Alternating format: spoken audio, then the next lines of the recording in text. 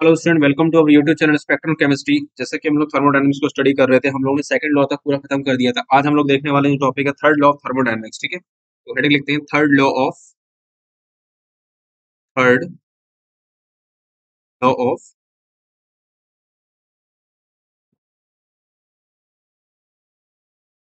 Thermodynamics. ठीक है ना।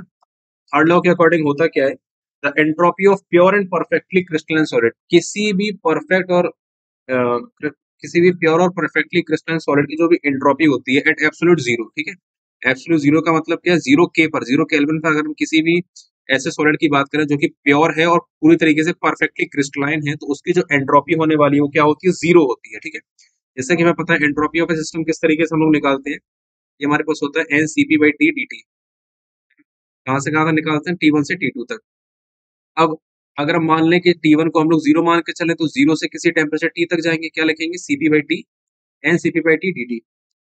इसको हम लिख सकते हैं entropy of a system at temperature T and entropy of system at temperature zero, zero K. ये हमारे पास रिलेशन क्या आ जाएगा, zero to T n CP by T d T.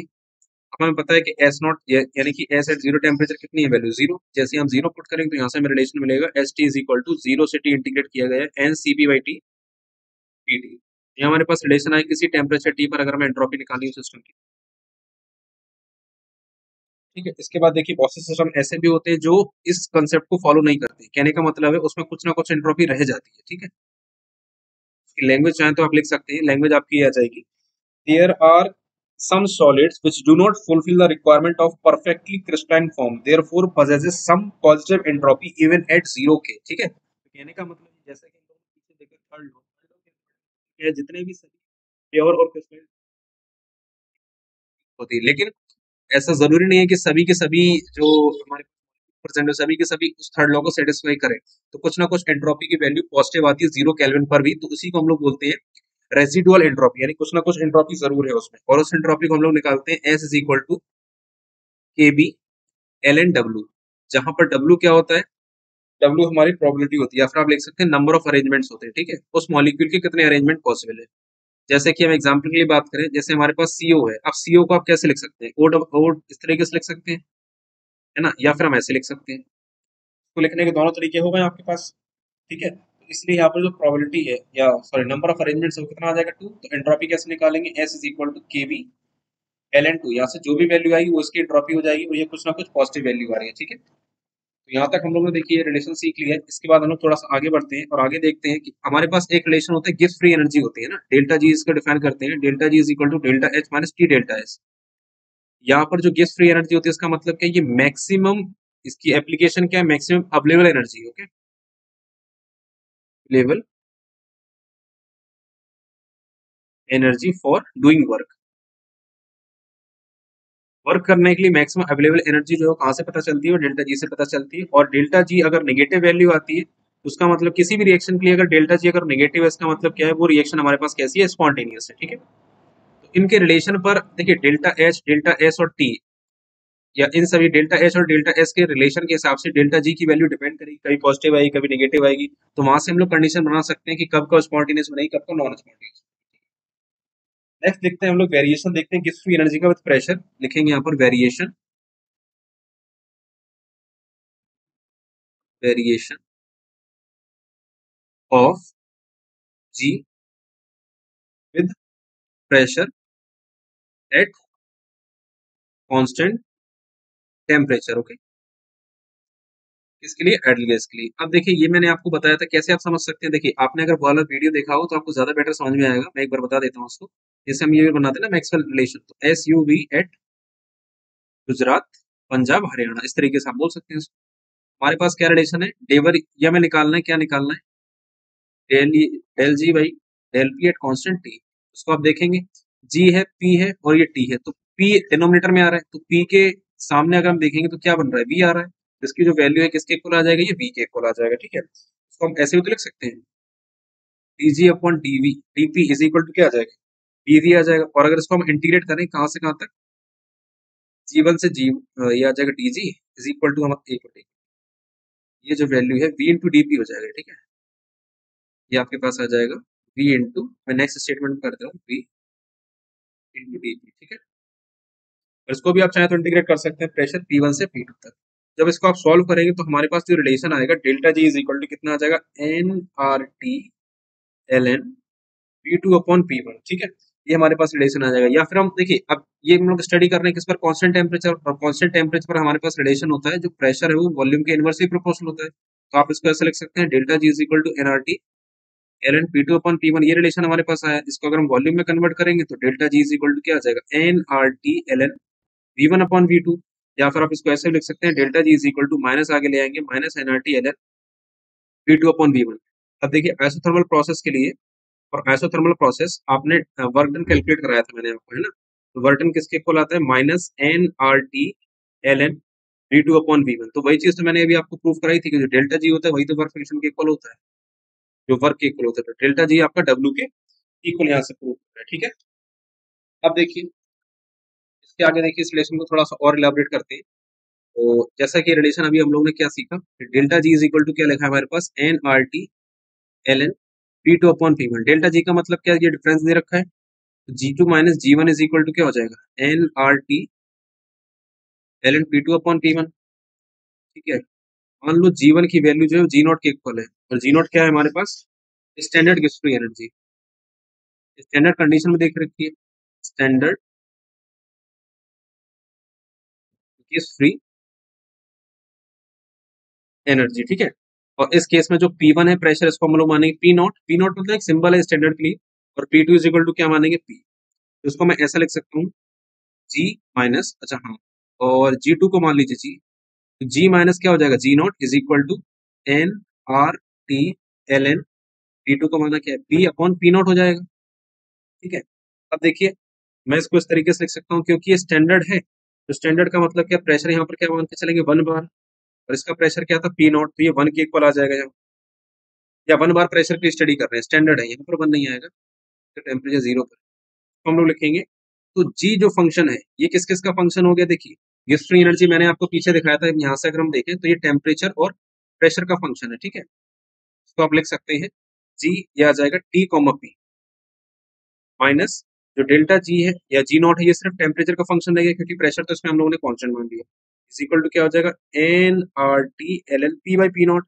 अगर इसको हम एन से डिवाइड करें थ्रू आउट द इक्वेशन तो आपके पास आएगा G T P upon N minus G not T by N is equal to R T L N P by P not, ठीक है।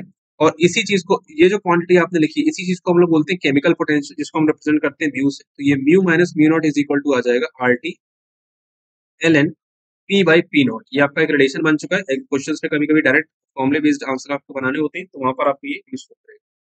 तो आप लिखेंगे delta G by, sorry G by N जो है किसके इक्वल होता है म्यू के इक्वल होता है, और इस सिंबल का मीनिंग है केमिकल पोटेंशियल, इसका नाम है केमिकल। तो जिस तरीके से अभी हम लोगों ने जी का वेरिएशन देखा, जब हमने किसको कांस्टेंट रखा था, टेम्परेचर को कांस्टेंट रख के प्रेशर के हिसाब से स्टडी की थी, ठीक वैसे ही अगर हम ये सेकंड रिलेशन निकालें, हेडिंग आप खुद लिख लीजिए del G upon del T at constant P. इसको अगर मैं कैलकुलेट करूंगा तो ये इक्वल आता है माइनस डेल्टा माइनस एस के इक्वल आता है। अगर इसको हम चेंज देखेंगे del delta G D T H P, ये किसके इक्वल आएगा माइनस डेल्टा एस के इक्वल आएगा, ठीक है। और एक रिलेशन और आपको पता होगा delta G is equal to क्या होता है delta H minus T delta S. के अकॉर्डिंग अगर हम यहाँ से देखें तो del G is equal to आप लिख सकते हैं डेल्टा, ये आपका एच लिखा हुआ, ठीक है, डेल्टा एच माइनस टी, ये आपके पास आ जाएगा del delta G upon delta T at constant P, ठीक है। तो ये एक फॉर्मूला हमारे पास बन गया है। इस फॉर्मूले को हम लोग क्या बोलते हैं, ये हमारे पास है गिब्स हेल्महोल्ट्ज इक्वेशन बोलते हैं, गिब्स हेल्महोल्ट्ज इक्वेशन, ठीक है। आई होप यहाँ से चीजें समझ में आई होंगी। या फिर आप चाहें तो इसको दूसरे तरीके से भी लिख सकते हैं, मैं डायरेक्ट फॉर्मूला लिख रहा हूँ। एच को आप लिखना चाहें तो ये लिख सकते हैं डेवर डेल्टा जी अपॉन, एक मिनट थोड़ा सा ठीक तरीके से लिख लेते हैं। ये आपको दे रखा है del delta G upon T, differentiation इस पूरे का हो रहा है अपॉन में 1/t, ये पूरी वैल्यू एच के इक्वल आ रही है, ठीक है। ठीक इसी तरीके से अब क्योंकि मैंने ए को जी को मैंने बताया, ठीक इसी तरीके से आप ए का ही फॉर्मूला लिख सकते हैं। इक्वेशन हमारे पास बनती है क्योंकि हमें पता है ना delta delta is equal to क्या होता है U minus T delta S, उसके अकॉर्डिंग भी आप लिख सकते हैं। एक रिलेशन आपका बन जाएगा डेल्टा यू, चाहे तो कितना चाहे तो कितना आ जाएगा डेल्टा यू, आपके पास आ जाएगा del delta A by T upon 1/T, और ये आ जाएगा एट कांस्टेंट वॉल्यूम। यहाँ पर आप लिखते हैं कांस्टेंट प्रेशर, ये डेल्टा एच। ठीक है, इस तरीके से आपने दो रिलेशन को यहाँ पर सीखा। और इसके बाद देखिए हम लोग देखते हैं एक नया टर्म आपको दे रखा है फुगासिटी, है ना। फुगासिटी का मतलब क्या होता है, किसी भी रियल, देखिए आइडियल गैस के लिए जब हम लोग प्रेशर निकालते हैं उसको पी से डिनोट करते हैं, लेकिन रियल गैस के लिए जो प्रेशर निकालते हैं वो एक्चुअली में वो प्रेशर नहीं होता है। उसके लिए नया टर्म इंट्रोड्यूस किया गया है एफ। एफ क्या होता है, pressure of a real gas, या फिर आप मोर प्रिसाइसली बोले तो effective pressure of a real gas. ठीक है, तो यहाँ लिखेंगे फुगासिटी। ठीक है, डिनोट करते हैं इसको सिंबल एफ से। ये क्या होता है, effective pressure of real gas, effective pressure of real gas. ठीक है, रियल गैस का इफेक्टिव प्रेशर, इसको डिनोट करते हैं। एफ इज इक्वल टू आपके पास आता है फाई इंटू पी, जहां पर फाई आपके पास क्या है, ये फुगासिटी कॉफिशिएंट होता है, फुगासिटी कॉफिशिएंट होता है। ठीक है, लो प्रेशर पर होता क्या है, अगर हम लो प्रेशर की बात करें, ठीक है, लो प्रेशर पर जो पी है टेंड्स टू जीरो होगा, है ना, ये जीरो के अबाउट टेंड्स करेगा। तो फाई की जो वैल्यू है ये वन के अबाउट टेंड्स करेगी, या फिर हम ये कह सकते हैं phi is equal to one होगा। अगर लो प्रेशर पर फाई की वैल्यू अगर वन होगी तो उस केस में हम ये बोल सकते हैं जो भी फुगासिटी है वो प्रेशर के इक्वल आ जाए। ठीक है, इसके बाद देखिए फुगासिटी कोफिशिएंट का अगर हम कैलकुलेशन करें और इसके डेरिवेशन में अगर हम ना जाए, यहाँ पर लिखता हूँ कैलकुलेशन ऑफ फुगासिटी कोफिशिएंट, ये फाइव मैंने बनाया है। इसके अगर हम डेरिवेशन में ना जाए तो आप डायरेक्ट देखेंगे, इसका फॉर्मूला हमारे पास निकल के आता है, जीरो टू पी इंटीग्रेट आपको करना है Z minus one upon P, और ये आपका होता है D P is equal to L N five. ठीक है, जहां पर ये आपका जेड क्या होता है, कंप्रेसिबिलिटी फैक्टर होता है, ये आपने जरूर पढ़ रखा है। ठीक है, अब हम यहाँ पर केसेस देखते हैं। कंप्रेसिबिलिटी फैक्टर हमारे पास आपका ग्राफ बन के आता है ना, एक आपका ideal case positive behaviour show करते हैं, कुछ नेगेटिव बिहेवियर शो करते हैं, तो उसी के बेसिस पर आपको यहाँ पर स्टडी करना है। तो केस नंबर फर्स्ट आपका आएगा, केस फर्स्ट क्या बनेगा आपका, एट लो और मॉडरेट प्रेशर। ठीक है, अगर हम लो और मॉडरेट प्रेशर की बात करेंगे कि जब तक प्रेशर कम होगा, अगर प्रेशर कम है इसका मतलब जो पार्टिकल्स हैं गैसेस के अपने आप में उनका अट्रैक्शन फोर्स ज्यादा है। अगर अट्रैक्टेड ज्यादा है तो किसी भी कंटेनर में अगर वो गैस रखी होगी तो वहां पर जो प्रेशर होगा कम क्रिएट करेंगे। या फिर हम ये कह सकते हैं लो प्रेशर का मतलब ही वही है, लो प्रेशर का मतलब कि गैसेस की जो पार्टिकल्स है उनके बीच में जो अट्रैक्शन फोर्स है, फोर्स ऑफ अट्रैक्शन है, ये ग्रेटर देना है किससे, फोर्स ऑफ रिपल्सन से। अब इस चीज को कैसे काउंट करेंगे, देखिए रियल गैस जो इक्वेशन होती है हमारे पास वन वाली इक्वेशन होती है। अगर हम वन वोल्ट के लिए लिखे तो P plus A upon B square, P minus B is equal to क्या होता है, RT होता है। अब यहाँ पर हमें पता है कि अट्रैक्शन टर्म क्या कर रहा है, डोमिनेट कर रहा है, तो अट्रैक्शन के लिए हम लोग ए सिंबल यूज करते हैं, तो ए डोमिनेट करेगा बी के हिसाब से। जब ए डोमिनेट करेगा तो बी को निगलेक्ट कर देंगे, तो हमारे पास रिलेशन क्या आ जाएगा, P plus A upon B square into V is equal to क्या आ जाएगा, RT। RT यहाँ पर हम थोड़े कैलकुलेशन करेंगे, कितना आ जाएगा, PV plus A upon V is equal to RT, है ना। अब काम कीजिए, आर से आर टी से डिवाइड कर लीजिए दोनों तरफ, तो क्या आ जाएगा, PV upon R T plus A upon V R T is equal to क्या हो जाएगा, वन। और पीवी अपॉन आर टी को हम लोग क्या बोलते हैं, जेड, तो जेड की वैल्यू आ गई one minus A upon V R T. ठीक है, अगर हम लोग फुगासिटी कोएफिशिएंट निकालेंगे तो जीरो टू पी इंटीग्रेट करना है, Z minus one upon P D P is equal to क्या हो जाएगा, एल एन फाइव। यहाँ वैल्यू पुट कर दो, जीरो से पी, जेड की वैल्यू कितनी है, one minus A upon V R T minus one upon क्या आ जाएगा, P D P is equal to L N five. ठीक है, अब इस केस के अकॉर्डिंग अगर हम करेंगे, देखिए ये वैल्यू अगर ये आपकी आ रही है ना, इसको हम डायरेक्ट ये भी लिख सकते हैं। अगर वन में से कुछ सब्ट्रैक्ट किया जा रहा है इसका मतलब क्या है, जो कंप्रेसिबिलिटी फैक्टर वन से लेस है, वन से लेस का मतलब क्या है, निगेटिव बिहेवियर शो किया जा रहा है आइडियल गैस के अकॉर्डिंग। यहाँ से आप ये भी लिख सकते हैं, आप चाहे तो डायरेक्ट लिख सकते हैं ना, मैंने तो रिलेशन आपको बता दिया, आप ऐसे लिख सकते हैं। इसकी वैल्यू अगर वन से कम आ रही है, ये वैल्यू हमारे पास जेड जो है, जेड की वैल्यू क्योंकि वन से कम है, since Z is less than one, तो हम यहाँ से ये बोल सकते हैं जो फाइव की वैल्यू है ये भी वन से कम आएगी। अगर फाइव की वैल्यू वन से कम आएगी तो फाइव आपका होता क्या, एफ अपॉन पी, ये आपका आ जाएगा एफ अपॉन पी। अगर फाइव की वैल्यू वन से कम आ रही है तो इसका मतलब क्या है, जो एफ है वो लेस देन रहेगा पी से। इसका मतलब ये है एक्सपेक्ट एक्सकीपिंग टेंडेंसी होगी किसी भी रियल गैस की, वो हमेशा आइडियल गैस से कम होगी, मॉडरेट और लो प्रेशर। ठीक है, एफ का मतलब क्या होता है, एफ आपका एस्केपिंग टेंडेंसी को शो करता है, यानी कि कहीं पर भी अगर गैस को लिखा गया तो गैस की टेंडेंसी होती है कि उस जगह से एस्केप करने की। इस रिलेशन से हमें ये सीखने को मिलता है कि जो भी फोगासिटी यानी कि प्रेशर है रियल गैस का, वो उसकी एस्केपिंग टेंडेंसी, आप ये बोल सकते हैं escaping tendency of real gas is less than the ideal gas. मैं स्टेटमेंट बोल रहा हूँ, चाहे तो नोट कर सकते हैं इसको। Eight moderate and low pressure, force of attraction dominates. Therefore, the force by which a molecule can hit the container walls decreases. That is, force exerted by the real gas is less than the pressure of the real gas. ये बात आपको समझ में आ गई। इस चीज का मतलब ये है कि हम लोगों ने अभी स्टडी की, किसी भी लो और मॉडरेट टेम्परेचर की बात करें तो वहां पर फोर्स ऑफ अट्रैक्शन डोमिनेट करता है, जिसकी वजह से जो the force by which A molecule can hit the container wall, तो जिस फोर्स से मॉलिक्यूल किसी कंटेनर की वॉल को हिट कर सकता है वो डिक्रीज हो जाता है। दैट, या फिर हम ये भी बोल सकते हैं force exerted by the real gas, तो मॉडरेट प्रेशर पर जो रियल गैस के द्वारा जो फोर्स क्रिएट किया जाएगा, फोर्स लगाया जाएगा, वो लेस देन होगा pressure of A idol gas. Idol gas का जो भी प्रेशर होता है उससे कम ही फोर्स लगाया जाएगा।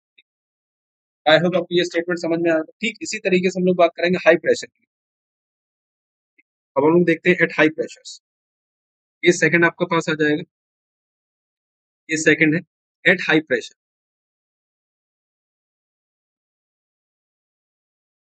ठीक है, हाई प्रेशर की अगर हम बात करें तो हाई प्रेशर का मतलब है यहाँ पर जो रिपल्शन होगा, रिपल्सिव फोर्सेस डोमिनेट करेंगे किसके ऊपर, अट्रैक्शन के ऊपर।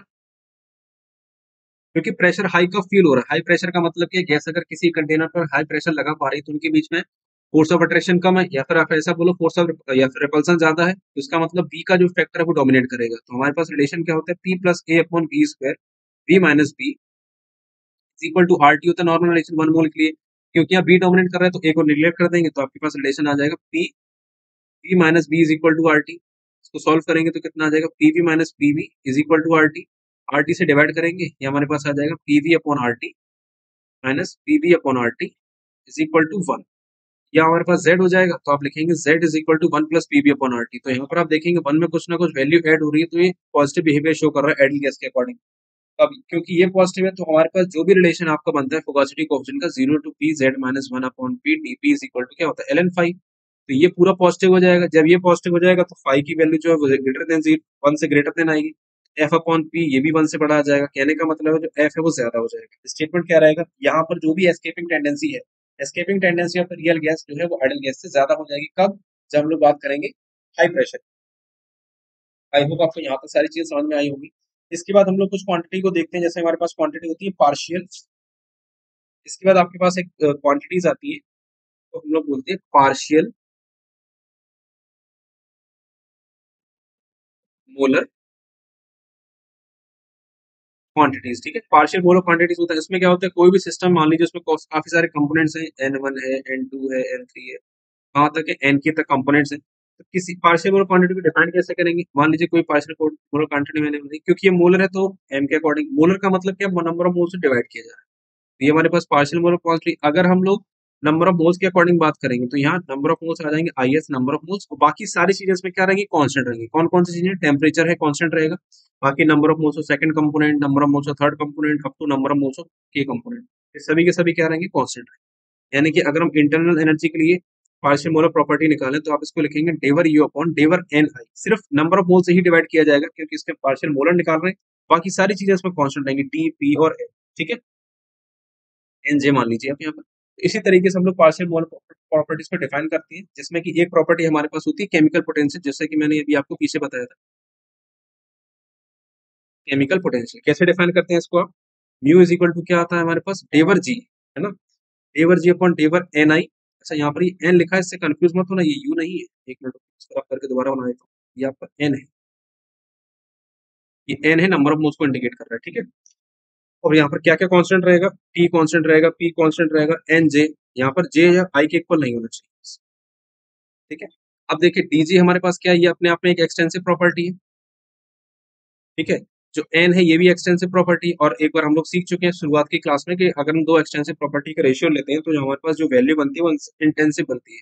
तो जो म्यू है ये आपके पास कैसी प्रॉपर्टी होगी, म्यू है हमारे पास इंटेंसिव प्रॉपर्टी, यानी कि it does not depends on the number of particles और the number of moles of the gas.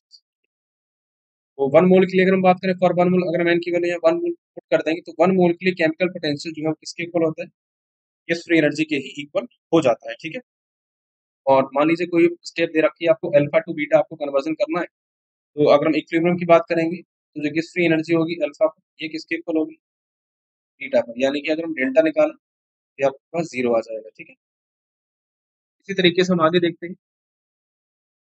तो या का रिलेशन हो गया। और देखिए अगर हम लोग केमिकल पोटेंशियल बात करें, केमिकल पोटेंशियल की भी कुछ ना कुछ एस्केपिंग टेंडेंसी होती है। तो फेज ट्रांजिशन की अगर हम बात करें, मान लीजिए कोई सब्सटेंस है दो फेज में प्रेजेंट है, एक अल्फा में और एक बीटा में, और कुछ ना कुछ उसकी अमाउंट दी जा रही है। तो किसी भी स्पॉन्टेनियस प्रोसेस के लिए डेल्टा जी क्या होता है, नेगेटिव रहता है। उस केस में हम लोग ये लिख सकते हैं, इसको डिफाइन करेंगे तो म्यू अल्फा, या फिर आप ये कह सकते हैं जो म्यू अल्फा ये ग्रेटर देन रहता है म्यू बीटा से। ठीक है, ये आपका कब रहता है, अगर कुछ ना कुछ एस्केपिंग टेंडेंसी या फिर फेज रूल के अकॉर्डिंग बता सकते हैं। और एक हमारे पास रिलेशन आता है गिब्स जो है, गिब्स जो है ये किसको रिलेट करता है, मान लीजिए किसी कंपोनेंट में दो आपके दे रखे हैं, दो कंपोनेंट दे रखे हैं, इसके नंबर ऑफ मोल्स 1 है। पहली पार्शियल मोलर प्रॉपर्टी है, पहली प्रॉपर्टी है मोलर प्लस, दूसरा है ये प्रॉपर्टी है यहाँ पर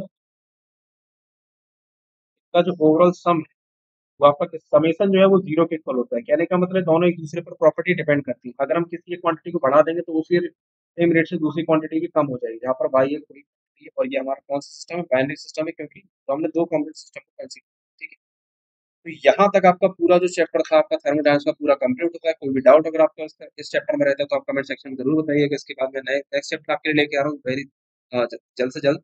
okay then, goodbye, all the best for exams.